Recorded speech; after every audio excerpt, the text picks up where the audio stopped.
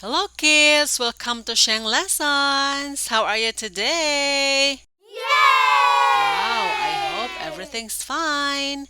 Today we are going to learn different outdoor objects. Ready? Tree, flower, grass, rock, sand, insect, bird, butterfly, cloud, rainbow, leaf, water, pebble, shell, seashore, mountain, shadow, fruits, animals, pond, sunflower, waves, soil, pine cone,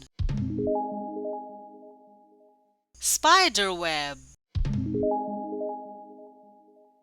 beach umbrella, picnic blanket,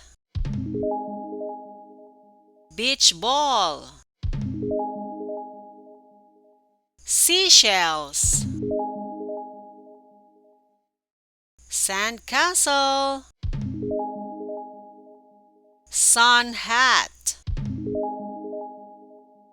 sunglasses, hammock, barbecue grill, frisbee, bicycles, volleyball net, swimming pool, sun lounger, beach towel, surfboard, picnic basket, lawn chair, kite, sun visor, tent,